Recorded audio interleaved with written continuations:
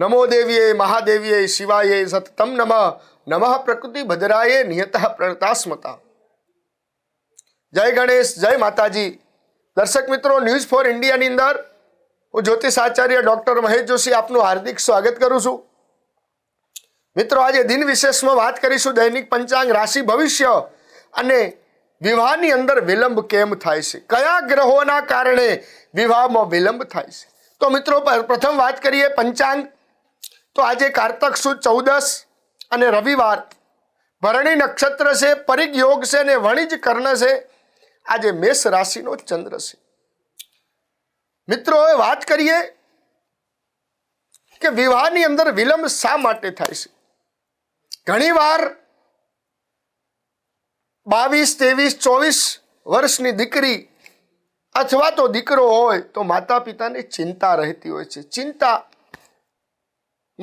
સતત રહેતી હોય છે। અને ચિંતાનું કારણ કયું બને તો જ્યારે પડોશી, સગા સંબંધીઓ, વહાલા વધારે રહેતી હોય છે અને એ પાછા સગા સંબંધીઓ અથવા પાડોશીઓ ઘરે આવીને મેણું મારી જાય કે હવે કેટલા દિવસ તમારી દીકરીને કે દીકરાને ઘરે બેસાડવો છે। આવા શબ્દો સાંભળવી ત્યારે માતા પિતાને ચિંતા વધુ થતી હોય છે। માતા પિતા પોતાના સંતાનને લગ્ન માટે આતુરતા હોય છે, કોઈ સુપાત્ર મળે તો મારા દીકરા અથવા તો મારા દીકરીના વિવાહ યોગ્ય। અને દરેક મા બાપને ચિંતા થાય જ, કેમ કે જ્યારે સંતાન યોગ્ય થઈ જાય ત્યારે એના માટે કોઈ સારું પાત્ર મળે, આવી સતત માતા પિતાને ચિંતા સતાતી જ હોય છે। તો માતા પિતાને જ્યારે ચિંતા સતાતી હોય છે ત્યારે એ ચિંતાનું સમાધાન કરવા માટે એ માતા પિતા કોઈ સારા જ્યોતિષ પાસે જાય છે અને જ્યોતિષના માધ્યમથી સારું ફળ ક્યારે મળે, એના લગ્ન ક્યારે થશે, કેવું પાત્ર મળશે, કઈ દિશામાં મળશે, કઈ રાશિનું મળશે અને એનું શું થશે અને જેના કારણે એના લગ્નમાં આવતી રૂકાવટો દૂર કેવી રીતે થાય।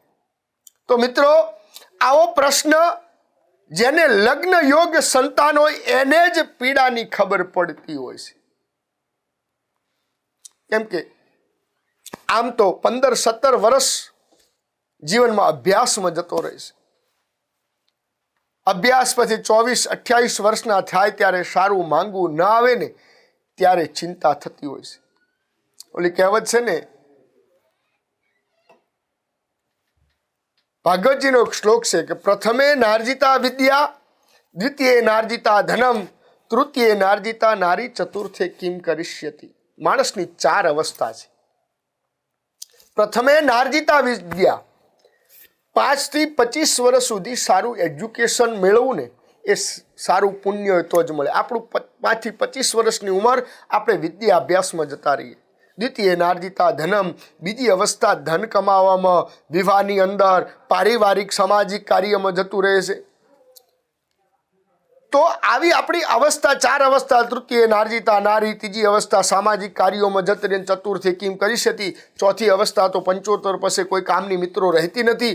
પણ સમયસર મળવું ને એ બહુ યોગ્ય છે।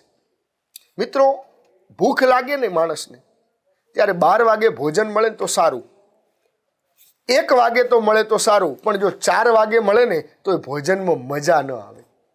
એટલે સમયસર કોઈ પણ વસ્તુ મળે ને એ બહુ જ જરૂરી છે। કેમ કે અવસર ચૂક્યા મેહુલિયા, પણ એક વખત અવસર જો ચૂકાઈ જાય ને તો એ અવસર પાછો આવતો નહીં। ગઈ સંપત સાંપડે, ગયા વડે વહાણ, ગત અવસર ફરી આવે નહીં, ન આવે ગયેલા પ્રાણ। જીવનમાં આ અવસર જ્યારે જતો રહે ને તો મિત્રો જલ્દી આવતો નથી। તો ઘણીવાર એવું જોવામાં આવે છે કે લગ્ન કુંડલીમાં યોગ્ય પૂર્ણ હોય, કુંડળી જોવો ને તો એની અંદર પૂર્ણ લગ્નના યોગ બતાવતા હોય છે। 7મા સ્થાનના માલિકની દશા કે અંતરદશામાં શુભત્વ હોય, શુભ ગ્રહોની ગોચરમાં દ્રષ્ટિ હોય છે અને શુભ ગ્રહો સારા હોય છે ત્યારે સારું પાત્ર જોવા મળે છે। પણ આપણે કહીએ કે ચાલો ભાઈ કોઈ છોકરાને જોવા જઈએ કે છોકરીને જોવા, ત્યારે જોયા પછી એમાં કંઈક ખોડ ખાપણ આપણે શોધતા હોઈએ છીએ કે અભ્યાસ ઓછો છે, દેખાવ સારો નથી, ગમે તે ને ગમે તે, એના માટે આગળ વાત વધે નહીં એવું એની અંદર અવગુણો જોતા જ હોઈએ છીએ. પણ મિત્રો, કુંડલીના ગ્રહો કામ કરતા જ હોય છે, પણ આપણું મન માને નહીં. એમાં ગ્રહોનો કોઈ દોષ હોતો નથી. કેમ કે આપણું સારું શોધવામાં ઉંમર આપણી વહી જાય છે. પણ જ્યારે કોઈ સૌપાત્ર મળે ને ત્યારે જોઈ લેવું અને સમયસર એના લગ્ન કરી લેવા. તો કુંડળી આપણે જ્યારે આપણને પાત્ર ગમે તો આપણે શું કરીએ? તો એમની કુંડળી મેળવીએ, અને કુંડળીની અંદર કુંડળી મેળ કરીએ તો ચંદ્રના આધીન આપણે એના ગણદોષ, ભૃગુટ દોષ, નાડી દોષ, આ બધાય ગુણાંક જોતા હોઈએ છીએ. 36માંથી 18 આવે તો પણ એ સારા ગણીએ છીએ. પણ એનાથી પણ આગળ જો ગુણાંક સારા આવે, પણ પછી આપણે શું જોઈએ? તો કુંડળીમાં મંગળ દોષ છે કે નહીં, તો આપણે મંગળને પકડીએ. અને મંગળ દોષ, તો એ મંગળ દોષમાં કેટલાક બધા અપવાદો જ સામાન્ય રીતે ઉપર દેખાતી હોય છે. ઘણા વ્યક્તિઓ વિચારે કે મંગળ દોષ છે, મંગળવાળી કુંડળી છે, પણ મંગળ છે ને એ મંગલકારી છે. એક માણસને જ્ઞાન હોતું નથી. અર્ધો ઘટો ગો સમુપૈતીનું નમ, અર્ધો ઘડો ને એ જ છલકાય. કુંડળીમાં કોમ્પ્યુટરની અંદર આપણે જોઈએ કે અંદર લખેલું કે માંગલિક કુંડળી છે, એટલે આપણે એવું જ વિચારીએ કે ભાઈ આની કુંડળી માંગલિક છે એટલે એને લગ્નમાં એક આ વસ્તુ.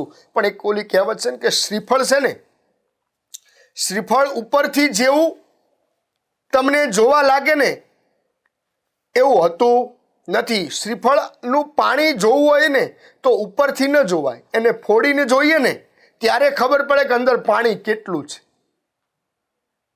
આવી સ્થિતિ શ્રીફળ જેવી આપણી હોય છે. ઘણીવાર આપણે મંગળને વગોવી નાખ્યો હોય છે અને મંગળ કરી, પણ મંગળ કોઈ મંગલકારી છે. મંગળ અમંગળ શા માટે બનાયો?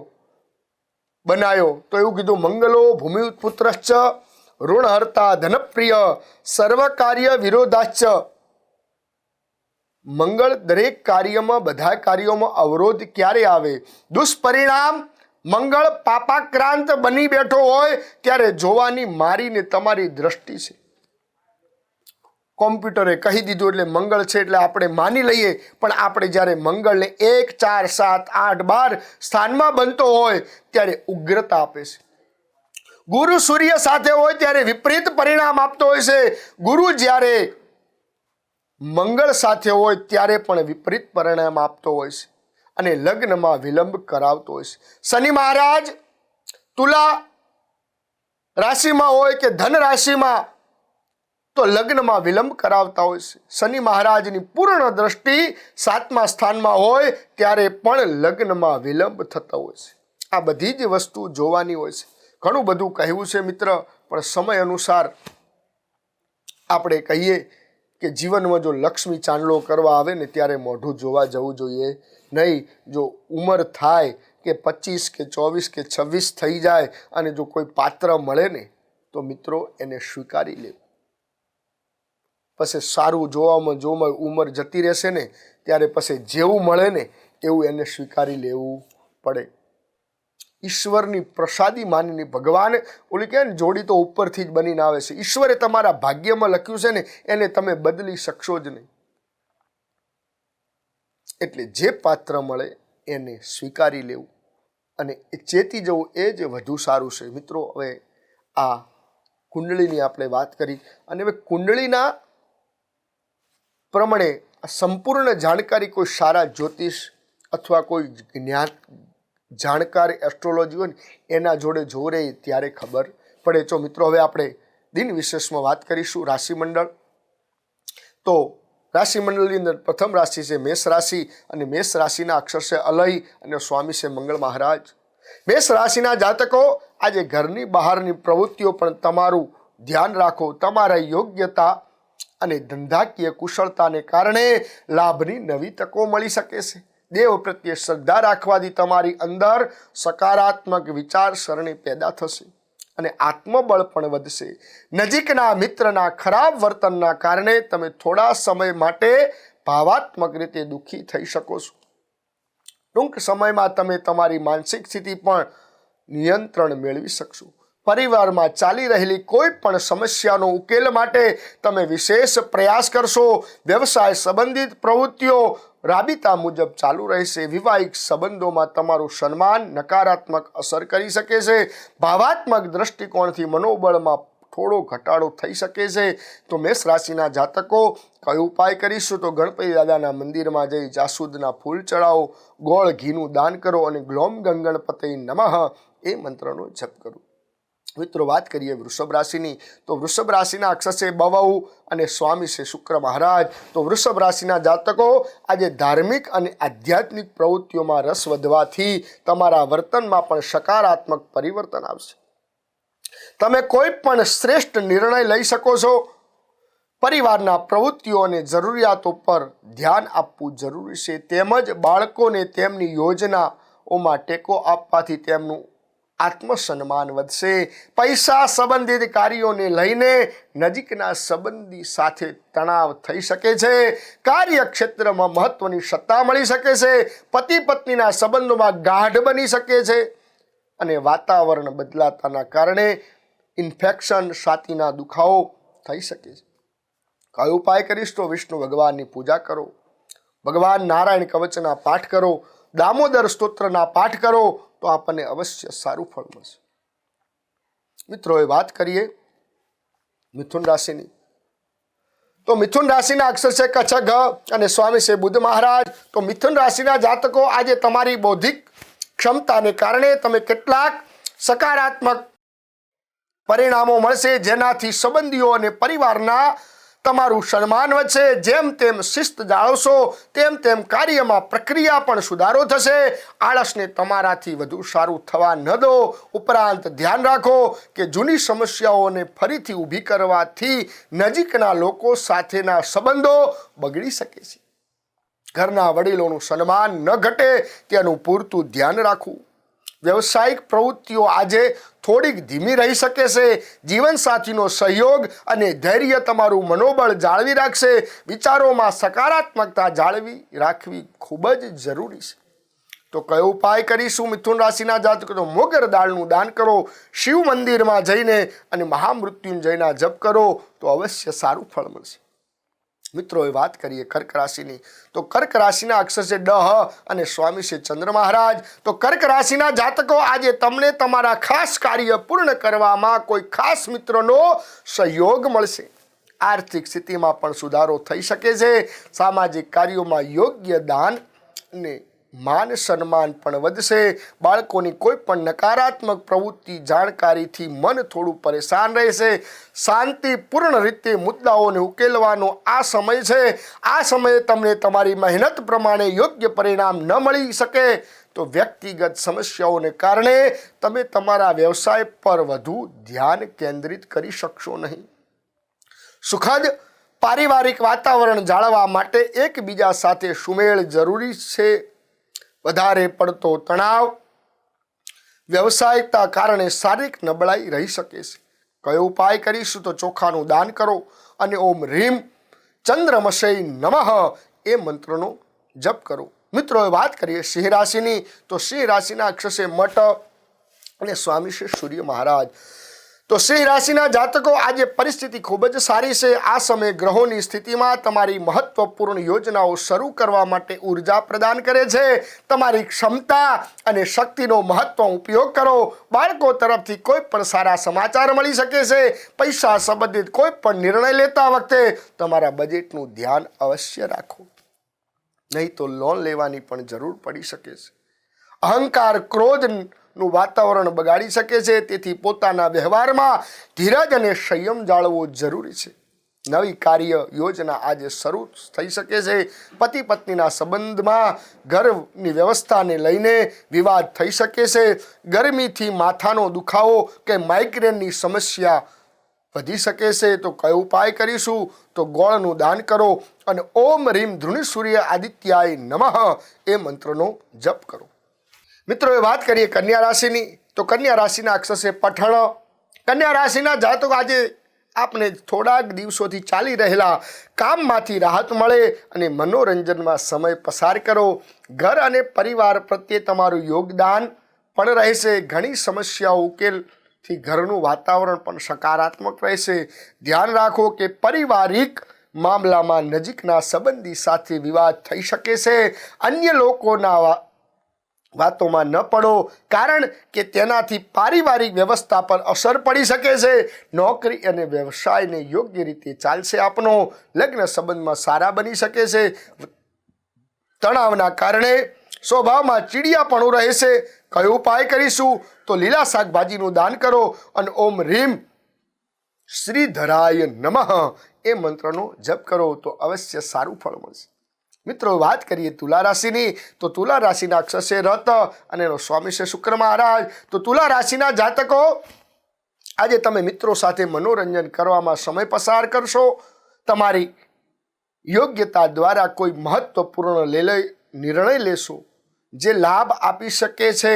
સંતાનોની સફળતા, પરિવારમાં ઉત્સવનું વાતાવરણ રહેશે. કોઈ પણ પ્રકારના ગેરકાયદેસર કામથી બચો, અન્યથા તમે પણ મુશ્કેલીમાં મુકાઈ શકો છો. તમે તમારા પ્રદર્શન પર નકારાત્મક અસર કરી શકે છે. ભાઈઓ સાથે સંબંધ જાળવી રાખવા જરૂરી છે. તમારું ધ્યાન પારિવારિક વ્યવસાય તરફ વધુ રહેશે. પતિ પત્ની વચ્ચેના સંબંધો મજબૂત બનશે. અતિશય ચિંતાને કારણે તમારું મન બેચેન રહેશે. કયો ઉપાય કરીશું? તો ભગવાન નારાયણના 108 વખત જપ કરો. ભગવાન વિષ્ણુ સહસ્ત્રના પાઠ કરો અને તુલસીના પાન ભગવાન વિષ્ણુને અર્પણ કરો તો અવશ્ય ફળ મળશે. તો મિત્રો, વાત કરીએ વૃશ્ચિક રાશિની, તો વૃશ્ચિક રાશિના અક્ષર છે નય અને એનો સ્વામી છે મંગળ મહારાજ. તો વૃશ્ચિક રાશિના જાતકો આજે તમારું કામકાજમાં અને સકારાત્મક વિચારો સાથે કરવાથી તમને નવી દિશા મળશે. આ ઉપરાંત જો ઘરમાં સુધારણા સંબંધિત કોઈ પણ યોજનાઓ છે તો વાસ્તુ નિયમોમાં અનુસાર કામ કરવું તમારા માટે ફાયદાકારક હોઈ શકે છે. બીજાની વાત ન સાંભળો અને પોતાના મનની વાત સાંભળો. તમારો અંતરાત્મા તમને સાચી દિશા આગળ વધવાની પ્રેરણા આપશે, જે તમારા સ્વાસ્થ્ય પર નકારાત્મક અસર કરી શકે છે. વ્યવસાયિક પ્રવૃત્તિઓમાં સહયોગી અને જીવનસાથીના નિર્ણયોને પ્રાધાન્યતા આપો. પ્રેમ સંબંધોમાં ભાવાત્મક અંતર રહી શકે છે. કેટલાક કારણોસર વધુ પડતા વિચારો અને તણાવથી માથાનો દુખાવો, પેટ ખરાબ થવાની સમસ્યા વધી શકે છે. તો કયો ઉપાય કરીશું? તો ગણેશજીને મોદકનો પ્રસાદ અર્પણ કરો. ગણેશ અથર્વશીર્ષના પાઠ કરવા અને ઓમ એકદંતાય વિદ્મહે વક્રતુંડાય ધીમહિ તન્નો દંતી પ્રચોદયાત આ મંત્રનો જપ કરો તો અવશ્ય સારું ફળ મળશે. મિત્રો, વાત કરીએ હવે ધનરાશિની, તો ધનરાશિના અક્ષર છે ભ અને સ્વામી છે ગુરુ મહારાજ. તો ધનરાશિના જાતકો આ સમય આપની ગ્રહોની સ્થિતિ ખૂબ જ સારી બની રહી છે. તમે તમારી બુદ્ધિમત્તા દ્વારા ઘર અને વ્યવસાયને સંબંધિત સમસ્યાઓનો ઉકેલ લાવી શકશો. વિદ્યાર્થીઓને શિક્ષણ સંબંધી પણ યોગ્ય પરિણામ મળશે. પરિવારના સદસ્યના વિવાહિત જીવનમાં કેટલીક સમસ્યાઓને કારણે ઘરમાં તણાવનું વાતાવરણ રહેશે. માત્ર ધીરજ અને શાંતિથી પરિસ્થિતિઓને ઉકેલવાની જરૂરી છે. કાર્યસ્થળ પર જાહેર વ્યવહાર અને માર્કેટિંગ સંબંધિત કાર્યોમાં આજે વધુ સમય પસાર કરો. વિવાહિત જીવન સુખમય રહેશે. પરિવારના કોઈ પણ સભ્યોને એલર્જી જેવી સમસ્યા થઈ શકે છે. તો કયો ઉપાય કરીશું? તો આજે માછલીને લોટ અર્પણ કરો અને રીમ અઘોરાય નમઃ એ મંત્રનો જપ કરો તો અવશ્ય ફળ મળશે. મિત્રો, વાત કરીએ મકર રાશિની, તો મકર રાશિના અક્ષર છે ખજ અને સ્વામી શ્રી શનિ મહારાજ. તો મકર રાશિના જાતકો આજના દિવસમાં તમે તમારી કાર્યશૈલી અને વ્યક્તિત્વ પર વધુ ધ્યાન આપી રહ્યા છો, જેનાથી તમને સકારાત્મક પરિણામ મેળવી શકો છો. નજીકના સંબંધીને ત્યાં ધાર્મિક સમારોહમાં હાજરી આપવાનું આમંત્રણ પણ મળશે. ધ્યાન રાખો, કોઈ સંબંધી સાથે વિવાદને કારણે તમારો વિવાદ થઈ શકે છે. તમારી જાતને અન્ય લોકોથી અલગ કરો, અન્યથા તે તમારી પારિવારિક જીવન પર નકારાત્મક અસર કરી શકે છે. વ્યવસાયિક પ્રવૃત્તિઓ સારી રીતે ચાલશે. ઘર ની વ્યવસ્થાને લઈને પતિ પત્ની વચ્ચે વિવાદ થઈ શકે છે, સ્વાસ્થ્ય સારું રહી શકે છે. કયો ઉપાય કરીશું? તો અડદની દાળનું દાન કરો, શનિ મહારાજની પૂજા કરો અને ઓમ રીમ શનિશ્ચરાય નમઃ એ મંત્રનો જપ કરો તો અવશ્ય સારું ફળ મળશે. મિત્રો, એ વાત કરીએ કુંભ રાશિની, તો કુંભ રાશિના અક્ષર છે ગ, છ, સ અને સ્વામી છે શનિ મહારાજ. કુંભ રાશિના જાતકો, આજે તમે તમારા પરિવાર પર વધુ ધ્યાન કેન્દ્રિત કરી રહ્યા છો. અન્ય લોકોની સલાહ અને ધાર્મિક કાર્યોમાં પણ સારો સમય પસાર થશે. તમારી પ્રતિભા અને યોગ્યતાની પણ પ્રશંસા થશે. સંતાન સંબંધિત કેટલાક મહત્વપૂર્ણ કામ આજે પૂર્ણ થશે. તમારી સુખ સુવિધા પર વધુ પડતો ખર્ચ કરતી વખતે તમારા બજેટનું ધ્યાન અવશ્ય રાખો. નાણાકીય બાબતને લઈને નજીકના વ્યક્તિ સાથે વિવાદ થવાની પણ સંભાવના છે. નાની નાની વાતો પર દુઃખી થવું યોગ્ય નથી. વેપાર ક્ષેત્રમાં તમે વધુ મહેનત અને ક્ષમતા રાખજો. પતિ પત્ની એકબીજા પાસેથી વધુ પડતી અપેક્ષા રાખવાથી હાનિકારક સાબિત થઈ શકે છે. સ્વાસ્થ્ય આજના દિવસનું આપણું સારું રહેશે. તો કયો ઉપાય કરીશું? કુંભ રાશિના જાતકો, કાળા તલનું દાન કરો અને શિવ મંદિરે જઈ અને ભગવાનને જળ અને દૂધનો અભિષેક કરો અને ભગવાનનો પંચાક્ષર મંત્ર ઓમ નમઃ શિવાય એ મંત્રનો જપ કરો તો અવશ્ય ફળ મળે છે. મિત્રો, વાત કરીએ મીન રાશિની, તો મીન રાશિના અક્ષર દ, ચ, થ, જ અને એનો સ્વામી છે ગુરુ મહારાજ. તો મીન રાશિના જાતકો, આજે કેટલાક પરિવારના વિવાદો ઉકેલી જવાની ઘરમાં આરામ અને શાંતિનું વાતાવરણ રહેશે. તમે તમારી અંગત પ્રવૃત્તિઓ પર ધ્યાન કેન્દ્રિત કરી શકશો. જો તમે પ્રોપર્ટી ખરીદવા માંગતા હો તો આ સમયે આ સ્થાન પરિવર્તનના યોગ પણ બની રહ્યા છે. કોઈ અજાણ્યા વ્યક્તિ દ્વારા તમને નુકસાન થઈ શકે છે, તેથી સાવચેત રહો. બાળકોના અભ્યાસ સંબંધિત કાર્ય ફળદાયી રહેશે. ખોટી પ્રવૃત્તિઓમાં સમય બગાડો નહીં. ભાગીદારી સંબંધિત કાર્યોમાં લાભદાયક સ્થિતિ છે. વૈવાહિક જીવન સુખમય રહેશે અને આપને અત્યારે શારીરિક પીડા એટલે ગભાના દુખાવા અને શરીરની પીડાઓ રહેશે, એ ચાલુ થશે. તો કયો ઉપાય કરીશું? તો તુવેરની દાળનું દાન કરો અને ઓમ રીમ ગુરવે નમઃ એ મંત્રનો જપ કરો તો આપણને અવશ્ય સારું ફળ મળશે. મિત્રો, આ દૈનિક રાશિ ભવિષ્ય અસ્તુ. આ અમારી આ ન્યૂઝ ફોર ઇન્ડિયા ચેનલ દરેક મિત્રો સબસ્ક્રાઈબ કરજો, લાઈક કરજો અને તમારી કોઈ પણ સમસ્યા માટે અમારા નંબર ઉપર કોલ કરી શકો છો. અસ્તુ. જય શ્રી કૃષ્ણ.